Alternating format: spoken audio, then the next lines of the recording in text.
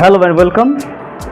তো এবার চলে আসি আমি ট্রায়াল ব্যালেন্সের প্রিভিয়াস পার্টে আমরা কী করেছি। প্রিভিয়াস পার্টে আমরা দেখেছি ট্রায়াল ব্যালেন্স কী, অ্যাডভান্টেজ কী, তার ডেফিনিশন, থিওরি বেসটা, একদম বেসিক পার্টটা আমরা ঠিকঠাক মতন বুঝে নিয়েছি। এবার ট্রায়াল ব্যালেন্স করব যখন একটা স্টেটমেন্ট ফর্মেও ট্রায়াল ব্যালেন্স দেওয়া থাকবে, মানে শুধু লেজারের ব্যালেন্সগুলো দেওয়া থাকবে, সেই লেজারের ব্যালেন্স থেকে আমরা কী করব, ট্রায়াল ব্যালেন্স করব। অথবা যদি এরকম, যেটা আমি এখানে লিখেছি, যেটা আমি বোর্ডে করেছি, যদি এরকম থাকে, যদি কোনো ইনকারেক্ট ট্রায়াল ব্যালেন্স থাকে, সেটাকে আমাদের কারেক্ট করার কাজও আমায় করতে হবে।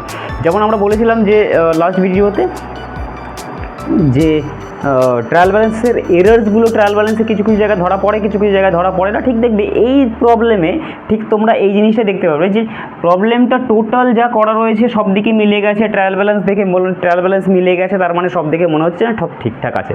কিন্তু এর ভিতরেই আমরা দেখব যে কিছু কিছু ভুল আছে, কিছু কিছু ডেবিট এন্ট্রি, কিছু কিছু ক্রেডিট এন্ট্রি, যেখানে ভুল আছে সেটাকে আমাদেরকে ঠিক করতে হবে। কিন্তু ট্রায়াল ব্যালেন্স কিন্তু যে করেছে, যে ব্যক্তি এই ট্রায়াল ব্যালেন্সটা করেছে, সে কিন্তু ট্রায়াল ব্যালেন্স মিলিয়ে দিয়েছে, দুই সাইডে ডেবিট ক্রেডিটসে মিলিয়ে দিয়েছে।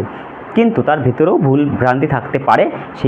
সেই যে এরার্সগুলো আছে সেইগুলোকে আমরা খুঁজে বার করবো এবং এগুলোকে ঠিক করে তারপরে আমরা ঠিকঠাকভাবে এন্ট্রি করব। এবার তাহলে ট্রায়াল ব্যালেন্স যখন আমাদের এরকমভাবে লেজারের, একটা হচ্ছে লেজারের ব্যালেন্স থেকে যদি আমরা ফলো, মানে যেটা প্র্যাকটিক্যাল অ্যাকাউন্টস যদি আমরা ফলো করি, তাহলে আমাদের কী হবে না, তাহলে আমরা সেখানে লেজার ট্রানজ্যাকশান থেকে জার্নাল করব, জার্নাল থেকে লেজারের ব্যালেন্স পাবো। সেই লেজারের ব্যালেন্সে যে ব্যালেন্স থাকবে সেটাকে শুধু আমাদেরকে ট্রায়াল ব্যালেন্সে পুট করতে হয়, আর কিচ্ছু করার দরকার হয় না। সেখানে কোনো মাথা লাগাতে হয় না। কীরকম মাথা লাগাতে হয় না, লেজারে যদি কোনো একটা লেজারে যদি ডেবিট ব্যালেন্স থাকে, তাহলে সেইটাকে আমরা তুলে ট্রায়াল ব্যালেন্সে জাস্ট ডেবিট সাইডে বসিয়ে দেবো। আর যদি ক্রেডিট ব্যালেন্স থাকে কোনো লেজারের, তাহলে সেটাকে ধরে জাস্ট আমরা ক্রেডিটে বসিয়ে দেবো। কিন্তু যখন আমাদের ট্রায়াল ব্যালেন্স এক্সামে করতে দেওয়া হবে বা আমাদের বইতে যে ট্রায়াল ব্যালেন্সগুলো আছে সেইখানে কি হয়, সেখানে ওই রকমভাবে আমাদেরকে ট্রায়াল ব্যালেন্স করতে দেওয়া হয় না যে ট্রানজ্যাকশান থেকে ডিরেক্টলি তোমরা ট্রায়াল ব্যালেন্স করো। তার কারণ অনেকটা বড় হয়ে যায়। একটা ট্রানজ্যাকশান যদি তোমাদেরকে দিয়ে দেওয়া হয়, তারপরে তুমি সেটাকে করবে জার্নাল করবে, জার্নাল করার পর সেগুলোর আবার লেজার অ্যাকাউন্ট করতে হবে, লেজার অ্যাকাউন্ট করার পরে সেটাকে তারপরে করতে হবে ট্রায়াল ব্যালেন্স। কিন্তু এরকম যদি প্রসেসটা আমাদেরকে না দিয়ে দেওয়া হয়, তাহলে কি করব, তাহলে প্রবলেমে কি দেওয়া হয়, শুধুমাত্র লেজারের ব্যালেন্সগুলো দিয়ে দেওয়া থাকে এবং সেখানে বলে দেওয়া থাকে না যে কোনটা ডেবিট কোনটা ক্রেডিট হবে। ট্রায়াল ব্যালেন্সে এক্সপেন্সেসগুলোকে, অল এক্সপেন্সেস, অ্যাসেটস, এগুলোকে আমরা ডেবিট সাইডে লিখি, কারণ এখানে ডেবিট ক্রেডিট বলে দেওয়া থাকে না। কিছু কিছু শুধু লেজারের ব্যালেন্স দিয়ে দেওয়া থাকবে, ধরো furniture 1 lakh, machinery 2 lakh, creditors 5 lakh, এরকমভাবে তোমার শুধু লেজারের ব্যালেন্সগুলো দেওয়া থাকবে, কোনটা ডেবিট কোনটা ক্রেডিট বলা থাকবে না। তো আমরা এখানে কি করি, এক্সপেন্সেস আর অ্যাসেটসগুলোকে ডেবিট করি, আর কি করি না ইনকাম গেইনস অর তোমার লায়াবিলিটিস, এগুলোকে আমরা কি করি, ক্রেডিট করি। এটা জেনারেল রুল, ট্রায়াল ব্যালেন্সের জেনারেল রুল, এবং যেহেতু এইটা গোল্ডেন রুলে অ্যাপ্লিকেবল হয়, সেই রুল মেনে আমরা করি। কিন্তু যদি কোনো অ্যাকাউন্টের, কোনো বিজনেস ফার্মের এই ব্যালেন্সগুলোর মধ্যে যদি কোনো নেগেটিভ ব্যালেন্স চলে আসে, সাপোজ অ্যাসেটের নেগেটিভ ব্যালেন্স নর্মালি হয় না। দেখো আমি কেন বলছি এগুলো, এক্সপেন্সেসের যদি ডেবিট ব্যালেন্স না আসে, ক্রেডিট ব্যালেন্স আসে, যা এসছে আমার কাছে, এক্সপেন্সের ডেবিট ব্যালেন্স না আসে, ক্রেডিট ব্যালেন্স আসে। তারপর তোমার ইনকাম বা গেইনস বা ক্রেডিটার্স, এগুলো যদি ক্রেডিট ব্যালেন্স না আসে, ডেবিট ব্যালেন্স আসে, তাহলে সেটাও সম্ভব। কিছু কিছু জায়গায় সম্ভব, কিছু কিছু জায়গায় সম্ভব না। হ্যাঁ, লজিক্যালি এগুলো সম্ভব না, সেই জন্যই আমরা কিন্তু বইতে এরকমভাবেই দেওয়া থাকে এবং আমরা এরকমভাবেই করি। লজিক্যালি কোনো অ্যাসেটসের ভ্যালু মাইনাসে যাওয়া সম্ভব নয়। কারণ কি, কারণ যখনই অ্যাসেটসের ভ্যালু 0 হয়ে যাবে, তখন সেটাকে আমরা কিন্তু অ্যাকাউন্টস থেকে সরিয়ে দেবো। তার উপরে ডেপ্রিসিয়েশন 0-র পরে আর মেশিনারি কোনো অ্যাসেট যায় না, 0-র পরে আর যায় না, নেগেটিভ ব্যালেন্সে আসে না। ওই জন্য কোনো নেগেটিভ এক্সপেন্সেস আমরা বলতে পারি না। যখন নেগেটিভ এক্সপেন্সেস হয়ে যায়, তখন আমরা সেটাকে লায়াবিলিটি হিসেবে ট্রিট করি, সেই জন্য আমরা সেটাকে নেগেটিভ বলতে পারি না। এই জন্য বুকস যেটা করেছে সেটা লজিক্যাল, সেটাকে আমি পুরোপুরি আনসাইন্টিফিক বলতে পারবো না। কিছু কিছু জায়গায় কোনো সিচুয়েশান সেরকম যদি আসে, তাহলে সেটাকে সেরকমভাবে হ্যান্ডেল করা হয়। বাদ বাকি আমরা যেটা করি সেটা ঠিকঠাকভাবেই করি, গোল্ডেন রুলস মেনেই করি। এরকম ভাবার কোনো ব্যাপার নেই যে না আমরা সেটাকে ভুলভাল করি বা অন্য কিছু রকমভাবে করি। ঠিক আছে। তাহলে ট্রায়াল ব্যালেন্সের এবার আমাদের এই রুলটা মাথায় রেখে আমাদেরকে সব পুরো ট্রায়াল ব্যালেন্সের এই যে যা আমি অ্যাকাউন্টস হেড লিখেছি, হেডস অফ অ্যাকাউন্টস, সেইগুলো এরকমভাবেই এই রুল মেনেই বসাতে হবে। আর যেটা আমি ফরম্যাট বানিয়েছি সেই ফরম্যাটেই ট্রায়াল ব্যালেন্স হবে। উপরে শুধু লিখতে হবে ট্রায়াল ব্যালেন্স অ্যাজ অন কোন ডেটে হবে, সেই অ্যাজ অন কোন ডেটে সেটা ট্রায়াল ব্যালেন্স লিখে তারপর আমরা এই ফরম্যাটে কিন্তু সাজাবো। এবার এইখানে দেখো আমি এখানে কি করব, আমি এখানে টোটাল তো করা রয়েছে, আমি জাস্ট এখানে ভুল যেগুলো রয়েছে সেগুলোকে আমি ঠিক করব, আর কিছুই করব না। ঠিক আছে, কীরকম? তাহলে এটাই সলিউশন হয়ে যাবে। তাহলে আমার কাছে সলিউশন এটাই আমি এখন সলিউশন বলে দিচ্ছি তোমাদের। প্রবলেম থেকেই সলিউশন হয়ে যাবে কীরকমভাবে না, ক্যাপিটাল কি, ক্যাপিটাল হচ্ছে ফার্স্ট হচ্ছে আমাদের লায়াবিলিটি, ক্যাপিটাল লায়াবিলিটি। তাহলে ক্যাপিটাল লায়াবিলিটি যদি হয় তাহলে কোন সাইডে বসবে? ক্রেডিট সাইডে বসবে। তাহলে বসিয়ে দাও, এটা মুছে এখানে বসানো ছিল কিন্তু বসবে কোন সাইডে? না, ক্রেডিট সাইডে বসিয়ে দাও 4,47,500। তারপর হচ্ছে কি ড্রয়িং তো অবশ্যই এখানে বসবে না, ড্রয়িং ক্রেডিট নয়, কারণ ড্রয়িং হচ্ছে আমাদের কাছে বিজনেসের এক্সপেন্সেস অথবা লস, মানে টাকা তুলে নেওয়া হয়। ড্রয়িং মানে কি? ড্রয়িং মানে হচ্ছে যখন প্রোপাইটাররা বা বিজনেসম্যান টাকা তুলে নিয়ে ঘরে চলে যায় তখন সেটাকে বলা হয় ড্রয়িং। তাহলে এটা কি? বিজনেসের এক্সপেন্সেস। তাহলে এটা কী আসবে? ডেবিট সাইডে আসবে, অল এক্সপেন্সেস আর ডেবিট। তাহলে সেই হিসাবে আমাদের কি এখানে কি আসবে? ডেবিট সাইডে আসবে। কত অ্যামাউন্ট ছিল? 52,500। 1 মিনিট,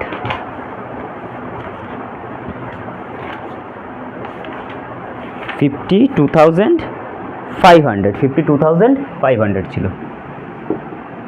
ওকে, 52,500। নেক্সট আছে কি?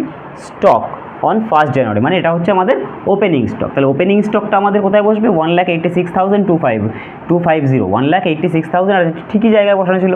স্টক তো আমাদের ডেবিটই, কারণ স্টক হচ্ছে স্টকের জন্য দেখো স্টক দুভাবে ট্রিট করতে পারো। একটা হচ্ছে স্টক হচ্ছে আমাদের এক্সপেন্স হিসেবে ট্রিট করতে পারো, আর একটা ক্লোজিং স্টক যেটা আমাদের ব্যালেন্স শিটে কারেন্ট অ্যাসেটে যায়, কারেন্ট অ্যাসেটের আন্ডারে বসে, সেটা কিন্তু ট্রায়াল ব্যালেন্সে আসে না। কেন আসে না সেটা আমি পরে ডিসকাস করছি। স্টক 1 জানুয়ারিতে ওপেনিং স্টক কত? 1,86,250। ঠিক লিখলাম, 1,86,250 অবশ্যই। তাহলে ডেবিট সাইডে বসলো। পারচেজ আমাদের এক্সপেন্সেস, পারচেজ ডেবিট হয়, পারচেজ এক্সপেন্সেস, পারচেজ ডেবিট হবে। পারচেজ হচ্ছে আমাদের এক্সপেন্সেস, পারচেজ কী হবে? না, ডেবিট সাইডে বসবে। তাহলে পারচেজ যেখানে আছে সেখানে ঠিকঠাক আছে, 11,55,000 পারচেজ ঠিক আছে। সেল থেকে আমাদের income, all incomes and gains are credit, all incomes and gains are credit. Incomes, gains and liability কী হবে? ক্রেডিট হবে। Incomes, gains and liability credit হবে। এক্সপেন্সেস অ্যান্ড অ্যাসেট কী হবে? ডেবিট। এই রুলটা কিন্তু যেন মনে থাকে। তাহলে সেলটা কি? সেলটা আমাদের ক্রেডিট সাইডে বসানো আছে, সেল ক্রেডিটই হবে। ওয়েজেস অ্যান্ড স্যালারিজ কী আছে? Wage and salaries expenses. আমি এখানে বসাতে চাইছি। এটা হচ্ছে ইনকাম, এটা হচ্ছে এক্সপেন্সেস, এটা হচ্ছে আমাদের এক্সপেন্সেস, এটাও আমাদের এক্সপেন্সেস, এটা লায়াবিলিটি। ঠিক আছে, লায়াবিলিটি হলো এক্সপেন্সেস, ইনকাম, এক্সপেন্সেস। তাহলে এটা ডেবিট সাইডে, এক্সপেন্সেস কোথায় বসবে? ডেবিট সাইডে বসবে, ডেবিট সাইডে ঠিক আছে। লাইটিং অ্যান্ড হিটিং এক্সপেন্সেস, এটা কোন সাইডে? ডেবিট সাইডে ঠিক আছে। ইকুইপমেন্ট, অ্যাসেট, ইকুইপমেন্ট কি? অ্যাসেট হিসাবে ট্রিট করি আমরা। কোথায় যায়? অ্যাসেট হিসাবে ট্রিট করি। এটা ফাইন্যান্সিয়াল স্টেটমেন্টে কোথায় চলে যাবে? ব্যালেন্স শিটে চলে যাবে। ইকুইপমেন্ট কি আছে? ইকুইপমেন্ট অ্যাসেট ডেবিট সাইডে বসবে, ডেবিট সাইডে বসে গেছে। Bank overdraft liability, bank overdraft কি? লায়াবিলিটি। ব্যাঙ্ক ওভারড্রাফট কী জিনিস?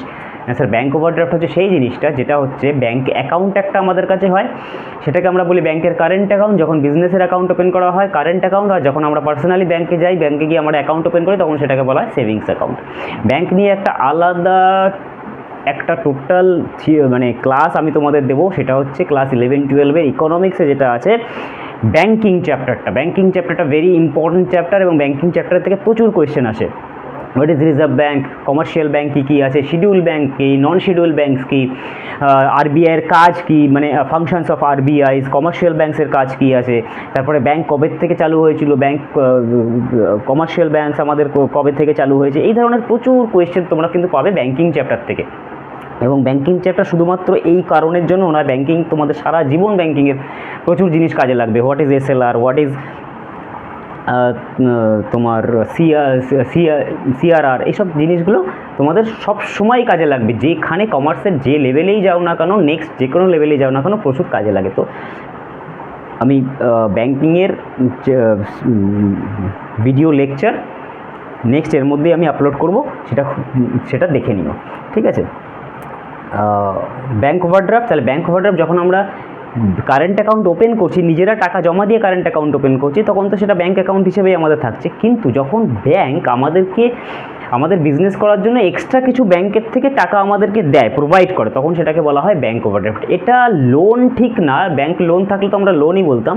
এটা একটা ওভারড্রাফট অ্যাকাউন্ট ওপেন করে দেওয়া হয়। সাপোজ আমার নামে একটা ওভারড্রাফট অ্যাকাউন্ট ওপেন করা হয়েছে 10 লাখ টাকার, আমি ব্যাংকের, আমার ট্রানজ্যাকশন ভালো, শুধু একদিনে তুমি হঠাৎ করে কোনো দিন ব্যাঙ্ক অ্যাকাউন্ট ওপেন করতে গেলে যেদিন তার পরের দিন গিয়ে বললেন আমাকে একটা ওভারড্রাফট দিয়ে দাও, এরকম হয় না, ঠিক আছে? তার কিছু প্রসিডিয়ার্স থাকে, তোমার 2-3 বছরের বা 5 বছরের বিজনেস ট্রানজ্যাকশন, তুমি ভালো ব্যাংকের কাস্টমার, সেই হিসাবে ট্রানজ্যাকশন দেখে তোমার বিজনেসের ভলিউম কী, বিজনেসের ট্রানজ্যাকশন কি, তোমার অনেক টাকার বিজনেসের ট্রানজ্যাকশন হয়, সেটা ব্যাংক যখন দেখে, তোমাকে দেখে মনে হয় যে, তোমাকে দেখে যখন ব্যাংকের মনে হবে যে না, you are financially able to pay the money you have borrowed, তাহলে সেই জায়গাটা যখন ব্যাংকের মনে হবে, ব্যাংকের যখন স্যাটিসফ্যাকশন আসবে তোমার উপরে, তখন সে ব্যাংক কী করবে, তোমাকে একটা অফার করবে একটা ওভারড্রাফটের জন্য বা ক্যাশ ক্রেডিট। এই দুটো জিনিস মোটামুটি সিমিলার, ক্যাশ ক্রেডিট অথবা ওভারড্রাফট।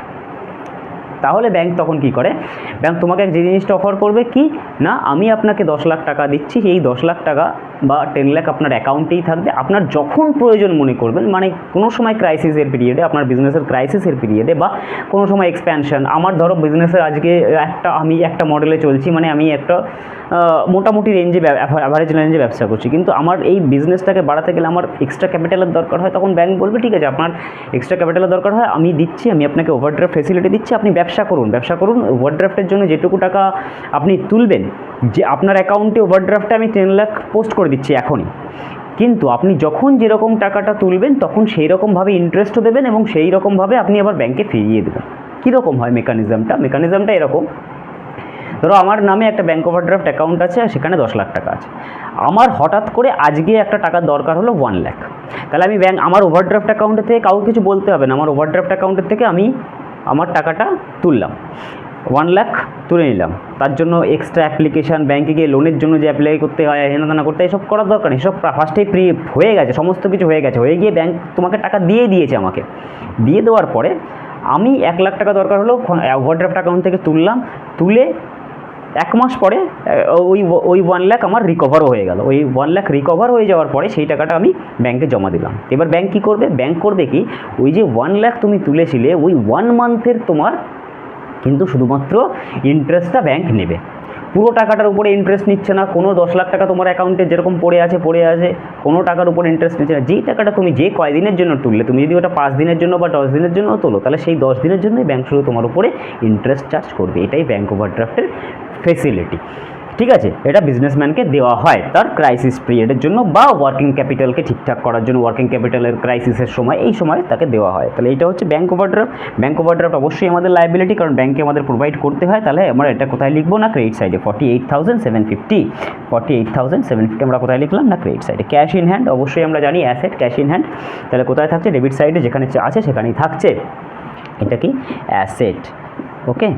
তাহলে যেখানে থাকছে সেখানে থাকছে carriage outward expenses. Carriage outward মানে হচ্ছে সেল করার সময় যে ক্যারেজ আমরা পে করি, যখন মাল বেরিয়ে যায় আমাদের গোডাউন থেকে সেলের জন্য, তখন আমরা ক্যারেজ আউটওয়ার্ড দিই। আর ক্যারেজ ইনওয়ার্ডও দেখবে একটা ওয়ার্ড আছে, ক্যারেজ ইনওয়ার্ড অনেক সময় দিয়ে দেয়, ক্যারেজ আউটওয়ার্ড ক্রেডিট সাইড দিয়ে দিল, ক্যারেজ ইনওয়ার্ড ডেবিট সাইড দিয়ে দিল, কিন্তু ইনওয়ার্ড আর আউটওয়ার্ডের মধ্যে এখানে ঘোলানোর কোনো ব্যাপার নেই। ক্যারেজ যা কথাটা শোনার মাত্রই তোমাকে বুঝতে হবে যে ওটা এক্সপেন্সেস, সেই ইনওয়ার্ড হোক আর আউটওয়ার্ড হোক, যে ওয়ার্ডই হোক।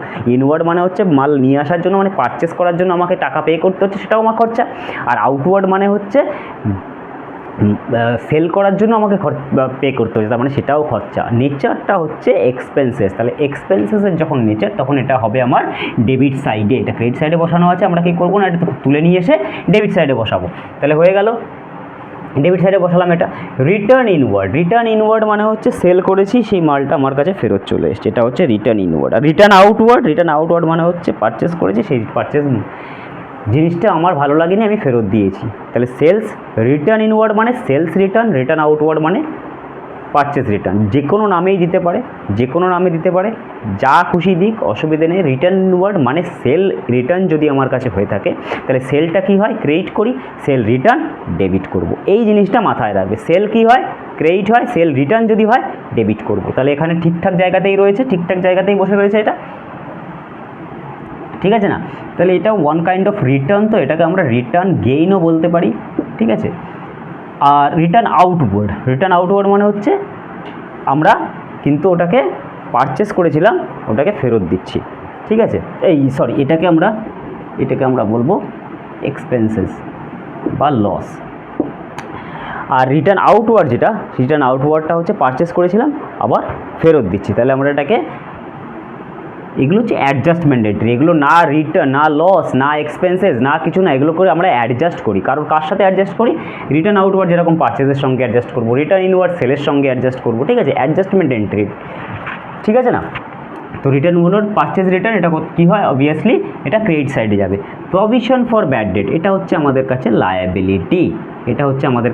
লায়াবিলিটি। কেন লায়াবিলিটি? যে কোনো কিছুর প্রভিশন করো, যে কোনো জায়গায়, যে কোনো ঘটে গিয়ে টাকা জমা রাখো, যে কোনো পিগি ব্যাংকে গিয়ে টাকা জমা রাখো, যা কিছু করো বিজনেসের ক্ষেত্রে, যেখানে তুমি টাকা জমাবে, সেই যে উদ্দেশ্যে টাকা জমাবে, এটা কোন উদ্দেশ্যে টাকা জমাচ্ছে? ব্যাড ডেট পে করার জন্য টাকা জমানো হচ্ছে। প্রভিশন ফর ব্যাড ডেট মানে হচ্ছে ব্যাড ডেট পে করার জন্য আগের থেকে টাকা জমানো হচ্ছে। যখনই তোমার বিজনেসের কোনো জায়গা, মানে প্রফিটের পার্ট থেকে, টাকা তো কোথা থেকে আসে? প্রফিট থেকেই আসে বা ফান্ড থেকে আসে। সেই ফান্ড থেকে যখনই কোনো ফান্ড আলাদা করে সরিয়ে একটা নতুন করে ফান্ড ক্রিয়েট করবে, এইগুলো হচ্ছে যে কোনো ধরনের প্রভিশন বা রিজার্ভ, ওগুলো হচ্ছে ফান্ড। যখনই ফান্ড ক্রিয়েট করবে তখনই সেটা হয়ে যাবে লায়াবিলিটি, এবং সেটা অলওয়েজ চলে যাবে কিন্তু আমাদের ক্রেডিট সাইডে। লায়াবিলিটি, যে কোনো ধরনের প্রভিশন, রিজার্ভ, এগুলো কি হয় না? লায়াবিলিটি, এবং এগুলো ক্রেডিট সাইডে আসে। 17,500, তাহলে এটা বসেই গেল। Discount allowed, expenses. Discount received, income. তাহলে এক্সপেন্সেস হলে ডেবিট সাইডে বসবে, ইনকাম হলে ক্রেডিট সাইডে বসবে। ঠিকঠাকই রয়েছে এখানে। রেন্ট, রেটস অ্যান্ড ট্যাক্সেস, তাহলে এটা হচ্ছে আমাদের কাছে এক্সপেন্সেস কী হয়? ডেবিট সাইডে বসে গেল। Motor vehicle, asset. তোমরা এখন সব জানো, তোমাদেরকে ওই জন্য আমি জাস্ট বলে দিচ্ছি, তোমাদের পুরো মুখস্থর মতো হয়ে যাবে। এরকম করতে আমার সঙ্গে করতে এই জিনিসটা, ট্রায়াল ব্যালেন্সটা পুরোপুরি, মানে একদম যতগুলো এন্ট্রি আছে ট্রায়াল ব্যালেন্সের, যা কিছু আছে পুরো দেখবে মাথার মধ্যে এমনভাবে সেট হয়ে গেছে যে এক্সামে দেখবে, খাতায় দেখবে কী এন্ট্রি দিয়েছে, শুধু ডেবিট ক্রেডিট বসিয়ে চলে আসবে, ফুল মার্কস পেয়ে আসবে। মোটর ভেহিকেলস, অ্যাসেট কোথায় চলে আসবে? ডেবিট সাইডে আসবে, 73,750। সানডে ডেটার্স কি? অ্যাসেট। সানডে ডেটার্স অবশ্যই অ্যাসেট, এবং অ্যাসেট এটা উল্টো সাইডে বসানো হয়ে গেছে, এটা ভুল করেছে, এটা আমরা ঠিক করে দিচ্ছি। ঠিক করে কোথায় বসাবো? 6,96,000, এটা বসাবো ডেবিট সাইডে। ঠিক আছে, সানডে ক্রেডিটর লায়াবিলিটি, কি? লায়াবিলিটি, এটাও ভুল সাইডে বসিয়ে দিয়েছে, 2,46,250, এটা হবে ক্রেডিট সাইডে। তাহলে আমরা লিখবো এখানে ক্রেডিট সাইডে 2,46,000, কত আছে? 2,46,250, ঠিক লিখলাম? হ্যাঁ। এবার দেখো আমরা মোটামুটি সব ঠিকঠাক করে ফেলেছি। এবার আমরা এখানে অ্যাড করব। অ্যাড করার পরে যেটা আসবে সেটা হচ্ছে আমাদের ফাইনাল ট্রায়াল ব্যালেন্সের আনসার। কিন্তু ট্রায়াল ব্যালেন্স, এবার এটা হচ্ছে, আগেরটা ছিল ভুল ট্রায়াল ব্যালেন্স, কিন্তু অ্যান্সার মিলিয়ে দিয়েছিল। কিন্তু এটা আমরা কী করলাম? আমরা যেহেতু আমরা খুব ভালো পারি, তার জন্য আমরা কী করলাম? আমরা ট্রায়াল ব্যালেন্সটাকে ঠিক করলাম। ঠিক করার পরে আমরা ব্যালেন্সটাও ঠিক রাখলাম, পুরো ট্রায়াল ব্যালেন্সের সব এন্ট্রিও ঠিক রাখলাম, এবং এক্সামে ফুল মার্কসও নিয়ে আসলাম। ঠিক আছে, তো এটা হচ্ছে আমাদের আজকের লেকচার, ট্রায়াল ব্যালেন্স। যদি ট্রায়াল ব্যালেন্সে আর কোনো প্রবলেম থাকে কমেন্টসে অবশ্যই জানাবে। আর যদি নোটসের যদি দরকার হয়, যদি এমসিকিউ সিরিজ আমার কাছে আমি শুরু করবো, অ্যাকাউন্টসের কস্টিংয়ের আমার এমসিকিউ সিরিজ চলছে, ওটা তোমরা দেখে নিও। কস্টিংয়ের এমসিকিউ সিরিজ শেষ হওয়ার পরই আমি কিন্তু তোমাদের অ্যাকাউন্টসের এমসিকিউ করাবো। এক্সামের আগেই আমি অ্যাকাউন্টসের এমসিকিউ, সমস্ত অ্যাকাউন্টসের মোটামুটি যতগুলো হয় ক্লাস 11-12-এর, আমি কিন্তু এমসিকিউগুলো তোমাদের করিয়ে দেবো। সেদিকে কোনো টেনশন নেই। শুধুমাত্র তোমরা প্রবলেমগুলো এখন ভালো করে করতে থাকো, কারণ এমসিকিউ এক্সামের আগে দেখবে, দেখে যেটুকু যাবে সেটুকু মনে থেকে যাবে। প্রবলেমগুলো এখন ঠিকঠাক করার চেষ্টা করো। জার্নাল, লেজার আমার প্লেলিস্টে আছে। ট্রায়াল ব্যালেন্স, বিআরএস আরেকবার করাবো, ক্যাশবুক করানো আছে। এই জিনিসগুলো ক্লাস 11-এর জন্য, এবং ক্লাস 12-এর কোম্পানি অ্যাকাউন্টস, পার্টনারশিপ অ্যাকাউন্টস টোটালটা করানো আছে। বাকি যেগুলো আছে সেগুলো আমি ধীরে ধীরে করাতে থাকবো। ওকে, সো আজকের জন্য এটুকুই। Thank you for watching.